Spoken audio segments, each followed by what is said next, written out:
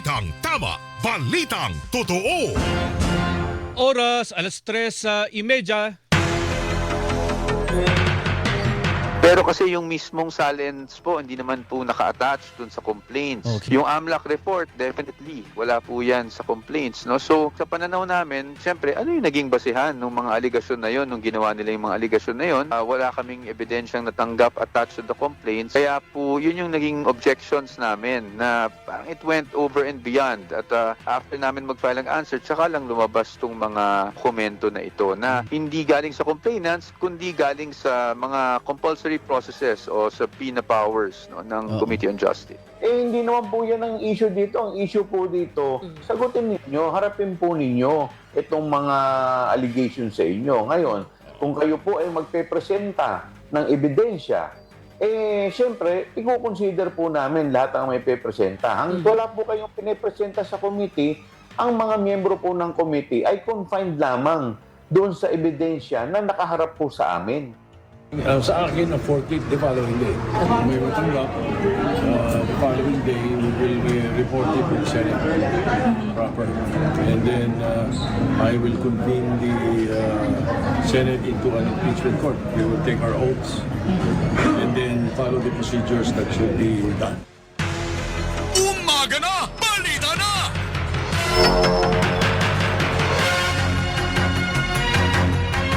Ngayon ay araw ng Biyernes, unang araw sa buwan ng Mayo taong 2026. Magandang umaga Pilipinas, narito ang mainit at komprehensibong mga balita dito lamang sa Umaga na. Balita na sa ngalan ni Mau de la Cruz. Ako po ang inyong kapuso, Alan Gatus. Sa ulo ng mga nagbabagang balita, hanggang 3 pisong taas presyo sa kada litro ng diesel at gasolina nakaamba sa susunod na linggo ayon sa Department of Energy. 5.6 hanggang 6.4% na inflation rate posible sa Abril ayon sa Bangko Sentral ng Pilipinas. PNP naka-full alert status na para sa paggunita sa araw ng paggawa ngayong araw. Nasa 20,000 manggagawa inaasahang lalahok sa kilos protesta ngayong araw. Alyansa ng mga guro sa bansa inihirit sa Malacanang na gawing 50,000 pesos ang entry level ng kanilang sweldo.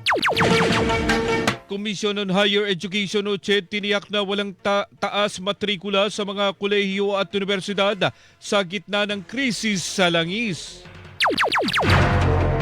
Senado agad umunang magko-convene bilang impeachment court sakaling matanggap na nila mula sa Kamara ang articles of impeachment laban kay Vice President Sara Duterte. Dating mamamahayag na si Jason sa inaresto ng NBI dahil sa umano'y mapanirang post kaugnay ng kalusugan ni Pangulong Bongbong Marcos.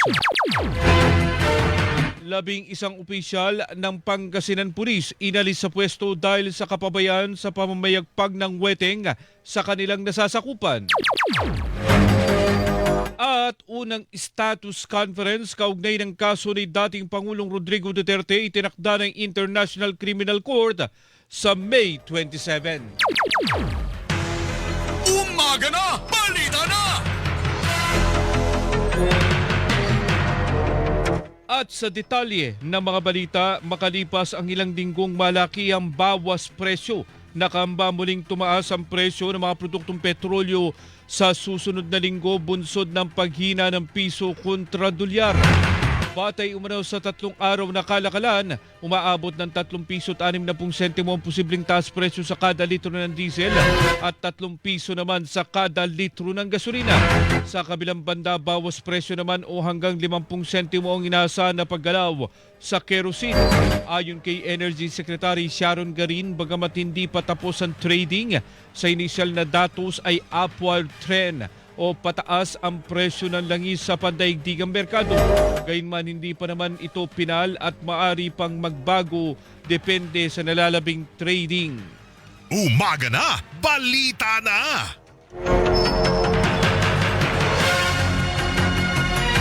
Wala pang desisyon ang Department of Budget and Management sa hiling ng Department of Transportation na mabigyan sila ng karagdagang pondo para maipagpatuloy ang service contracting program at fuel subsidy sa mga pampublikong sasakyan. Sinabi ni DBM Undersecretary Gades Hoplibiran na inaaral pa ng tanggapan ng tungkol sa bagay na ito. Titingnan niya ang utilization rate o naging resulta o estado ng paggamit sa naunang pondong na-release para sa programa, gayon din kung kumpleto ang requirement.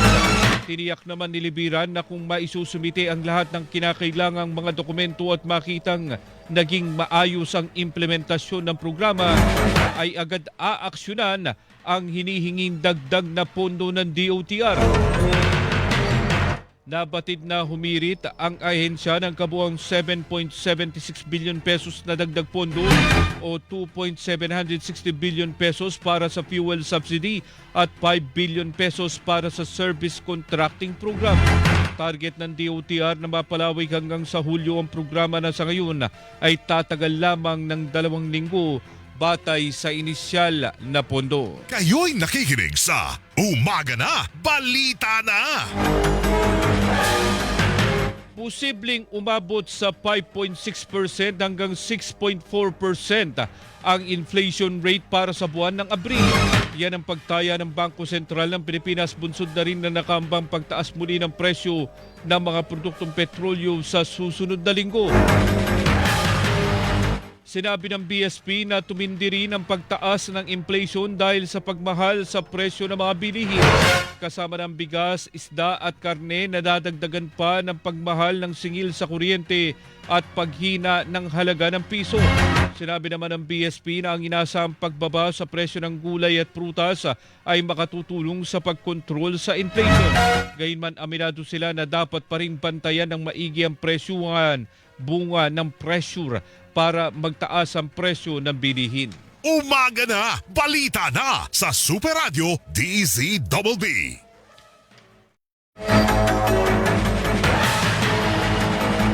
Sa ibang mga balita, naka-full alert status na ang Philippine National Police para sa araw ng paggawa o Labor Day ngayong araw. Ayon kay PNP spokesperson Police Brigadier General Randolph Tuanyo, epektibo ang full alert status simula alas 12:01 ng madaling araw kahapon at magtatapos ng alas 12:01 ng madaling araw bukas, May 2.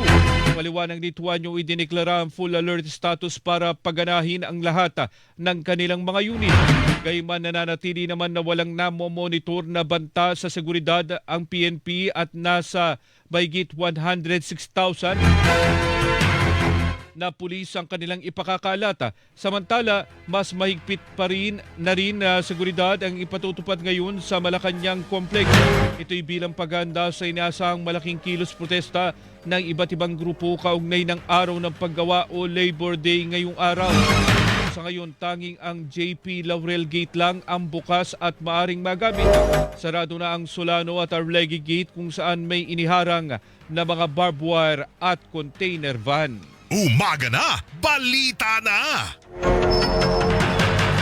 Aabot sa 20,000 manggagawa ang inaasahang makikiisa sa marcha ng Koalisyon Laban Manggagawa ngayong araw bilang paggunita sa International Workers' Day. Sa 10 balitaan sa Quezon City, inihayag ng koalisyon na binubuo na mahigit 11 labor groups na kumakatawan sa mahigit 200,000 manggagawa ang makikisa sa panawagan para sa malakihang pagbabago sa panuntunan ng sahod at enerhiya ng bansa. Iginit ng mga lider manggagawa na lumiliit na ang halaga ng minimum wage habang tumataas ang presyo ng langis at mga pangunahing bilihin.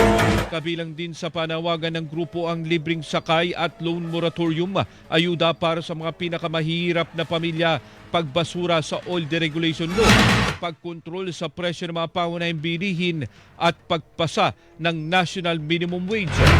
Binatikos din nila ang umano'y kakulangan ng aksyon ng pamahalaan at kongreso sa isyu ng sahod at cost of living. Mamayang alas 5 ng umaga, inaasahan din na magtitipon-tipon ng mga magkikilos protesta sa Welcome Rotonda sa Quezon City at magmamarcha patungong Mendiola sa Maynila. Kayo'y nakikinig sa Umaga Na, Balita Na! Kinumpirma ng Department of Labor and Employment o DOLE na may 16 na petisyon para sa dagdag sahod ang natanggap na ng Regional Tripartite Wages and Productivity Board ng Metro Manila. Ayon kay Labor Spokesperson Assistant Secretary Attorney Leonard Constantin Serrano, kasama na ang 1,200 pesos na dagdag sa arawang sweldo na isinumite ng mga manggagawa mula sa sektor ng business process outsourcing. Sinabi ni Serrano na mula 500 hanggang 1,200 pesos ang mga petisyon na sinimulan ng pag-aralan ng Wage Board. Inaasahang magkakaroon ng desisyon sa susunod na buwan alinsunod sa mga naunang desisyon ng NCR Wage Board na magdagdag ng nasa 50 piso na taas sweldo. Bukod dito, may pag-uusap din umano para sa pagkakaloob ng non-wage benefits para sa mga manggagawa. Gayunman, nasa desisyon ito ng mga employer kung kaya nilang magkaloob ng benepisyo tulad ng bigas, serbisyong medikal at iba pa. Kayo'y nakikinig sa Umaga Na, Balita Na! May libreng sakay ang MRT-3 para sa mga manggagawa ngayong araw ng paggawa. Ito'y bilang pagkilala sa husay at kagitingan ng mga manggagawang Pilipino. Ayon sa pamunuan ng MRT-3, ang libreng sakay ay patutupad sa mga piling oras mula alas 7 ng umaga hanggang alas 9 ng umaga at mula alas 5 ng hapon hanggang alas 7 ng gabi. Kinakailangan lamang na ipakita ang company ID para makalibre ng sakay. Nauna dito, nag-anunsyo na rin ang pamunuan ng LRT2 ng libreng sakay sa mga manggagawa ngayong araw. Umaga Na, Balita Na sa Super Radio DZBB. Idinulog ng Alliance of Concerned Teachers o ACA sa Malacanang ang petisyon nila para sa 50,000 piso na teachers entry-level salary at 36,000 pisong support personal basic pay. Libo-libong pirma ng mga guro at school personnel ang kalakip ng petisyon na isinubite sa Office of the President. Saklaw ng kanilang petisyon ang nasabing halaga ng entry-level na sweldo para sa lahat ng mga guro sa mga pampubliko at pribadong institusyon kabilang ang teaching personnel sa state universities and colleges at local universities and colleges. Nakapaloob din sa petisyon ang panawagang gawing 36,000 pesos ang basic pay para sa salary grade 1 employees at 1,200 pesos na national minimum wage para sa lahat ng manggagawa.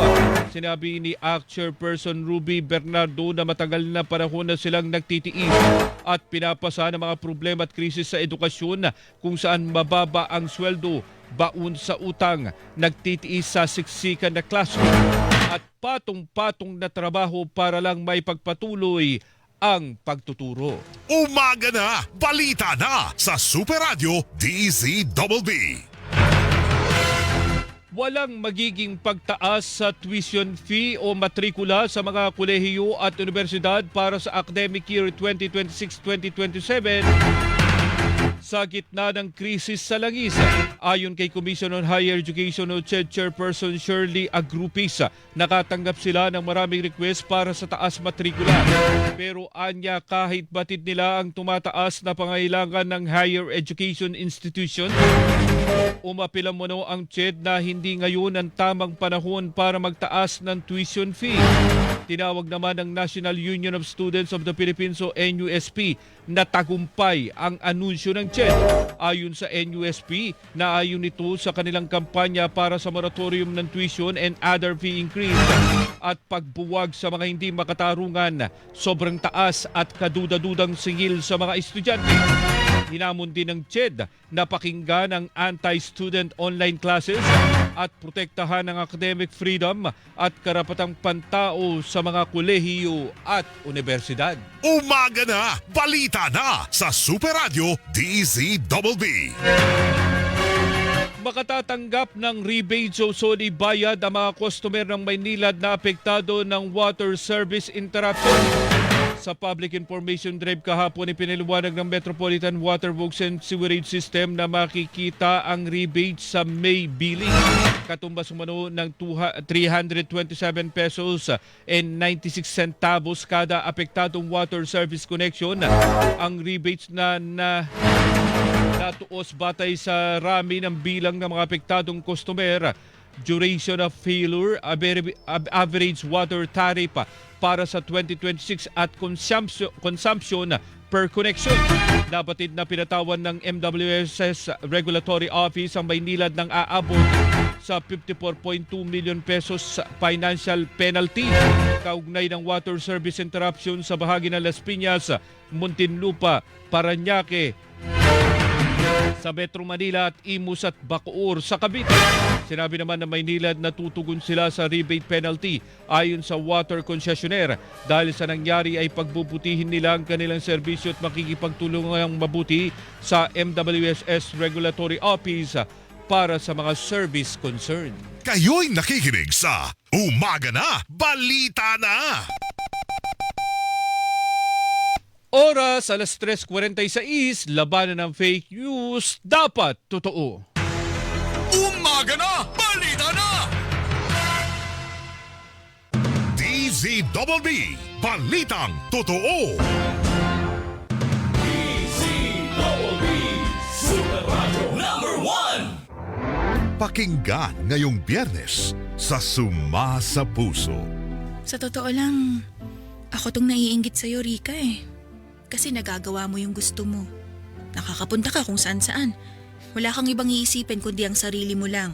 Di tulad ko, hindi ko na nga maasikaso yung sarili ko Siyempre, uunahin ko yung mga anak ko. Sila muna bago ako. Suma sa puso. Para hindi mahuli sa mga balita, sundan ang mga social media account ng Super Radio DZBB. Mag-subscribe sa aming YouTube channel at i-follow kami sa Facebook, TikTok at X. Hanapin lamang ang Super Radio DZBB para makita ang aming mga official social media account. Tutok na para sa mga balitang tama at totoo, mga kapuso. Nangunguna sa Mega Manila ang GMA Radio sa buwan ng Marso ayon sa AGB Nielsen Media Research. Number 1 sa AM station ang Super Radio DZBB 594 na nakakuha ng 56.3% audience share. Number 1 sa FM station ang Barangay LS 97.1 na nakakuha ng 54.9% audience share. Damang-dama namin ang init ng inyong pagmamahal, mga kapuso at kabarangay. Maraming salamat po dahil kami pa rin ang numero 1 sa inyong puso. Super Radio DZBB at Barangay LS 97.1 GMA Radio number 1.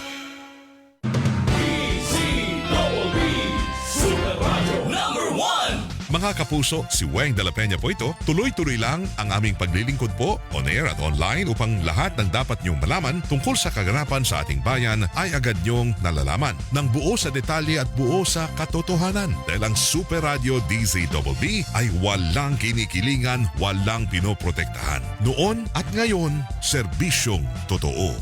DZBB, Super Radio #1. Super Radio DZBB, balitang tama, balitang totoo.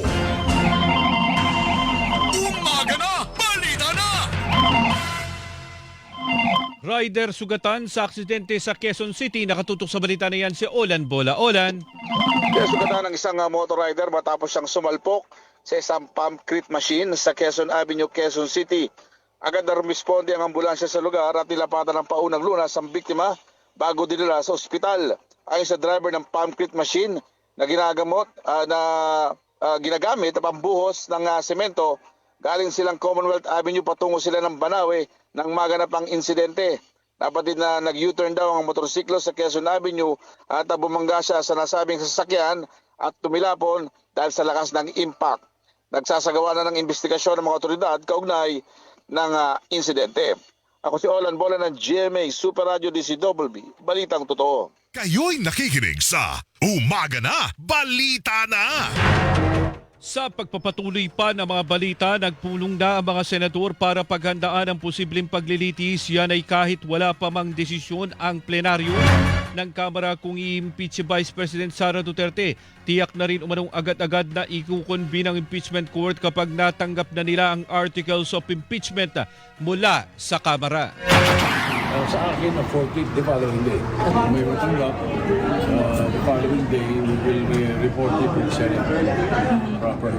And then, I will convene the Senate into an impeachment court. We will take our oaths and then follow the procedures that should be done. May 11 pa umano inaasahan na magbobotohan ang Kamara kaugnay ng reklamong impeachment laban sa Vice Presidente at saka pa lamang malalaman kung kailan ang transmittal. Kailangan umanong isesyon ang Kongreso para tanggapin ng Senado ang articles of impeachment. Pero oras na matanggap na ito ng Senado ay maaari namang ituloy ang pagdinig ng impeachment court kahit mag-break ang Kongreso sa June 5. Sinabi naman ni Soto na walang pressure kahit pa Vice Presidente ang ini-impeach. Dapat ang mentality namin, we have to do our job. We have to be impartial. Kahit sino pa yung ipapadala sa amin na articles of impeachment. Ang tinig ni Senate President Vicente Soto Duterte. Tiniyak din ni Soto na bukas sa publiko at ila-livestream ang impeachment trial. Sa kabilang banda, kanya-kanya na rin umano ng paganda ang ilang senador lalo't may mga unang beses na uupo bilang senator judge. Umaga na, balita na sa Super Radio DZBB. Dadalo si Vice President Sara Duterte sakaling umabot ang paglilitis sa Senado ang reklamong impeachment laban sa kanya. Yan ang tiniyak ni Atty. Michael Powa, tagapagsalita at miyembro ng defense team ni Duterte sa gitna na rin ng mga naunang ulat na hindi pagdalo sa mga pagdinig ng House Committee on Justice dahil kinuwestiyon nila ang proseso ng komite. Yun naman kung sa Senado, definitely magpa-participate tayo doon, no? Kaya talagang trial yun eh. So the defense team will be there, of course the prosecutors will be there. Yung mismong presence ng Vice President, of course it will depend on what the incident is for that trial date, no? Kung kinakailangan na nandun siya. Pero ayon kay Atty. Powa, maaari pa rin nilang questionin sa Korte Suprema kung may nakita silang proseso sa Senado na hindi naaayon sa batas. Pero pag may nakita tayong mga bagay na mali sa proseso constitutionally, I think duty din naman namin, no, na dumulog sa Supreme Court para magkaroon ng ruling, not just for the Vice President but for all impeachable officers in the future. Ang tinig ni Atty. Michael Powa, tagapagsalita at miyembro ng defense team ni Duterte. Samantala sa isang pahayag naman sinagot ng abogado ng Vice Presidente na si Atty. Paul Lawrence Lim sa reklamong isinampa ng NBI na inciting to sedition at grave threats sa pahayag ni Duterte laban kay Pangulong Bongbong Marcos, First Lady Lisa Araneta Marcos at dating House Speaker Martin Romualdez. Pili lang umano ang mga ebidensya na ipinisinta at splice lang din umano ang video. Hindi rin umano pinansin ang konteksto ng mga pananalita ng bise kaya hindi ito maaaring maging basihan sa pagsasabing may probable cause. Umaga na, balita na! Naging matipid umano sa ibang detalye ang Charge d'Affaires ng Czech Republic maliban sa pagkumpirma na naditine sa Prague si dating Congressman Saldico. Yan ay sa gitna ng mga tanong ni Pangulong Bongbong Marcos nang pulungin sila kasama ambassador ng France. Po napagbigyan ang Pangulo dahil sa may sinusunod ang Czech Republic na international law, European and national laws. At sabi po niya kung pwede nga po na makahingi pa ng tulong mismo sa gobyerno ng Czech Republic, pero ang tugon lamang po nila ay makikipagtulungan sila ng naaayon sa kanilang batas. Tinanong din umano ng Pangulo ang ambassador ng France dahil sa impormasyon na nakuha ng Department of Foreign Affairs na doon naghain ng asylum petition si Ko. Tinanong kasi ng Pangulo kay French ambassador kung bakit ni-request ng bansang France yung pag-release ni Zaldico from Czech Republic. Pero ang tugon lang ni French ambassador ay hindi siya makakapagbigay ng anumang impormasyon.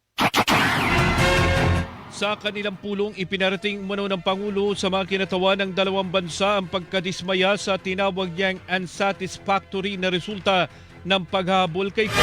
Pero iginagalang umano ng Pangulo na kailangan respetuhin ang batas ng dalawang bansa, kasabay nito ang pagiging ng kooperasyon ng kanilang mga pamahalaan at pag-iit na dapat mapabalik ng Pilipinas siko.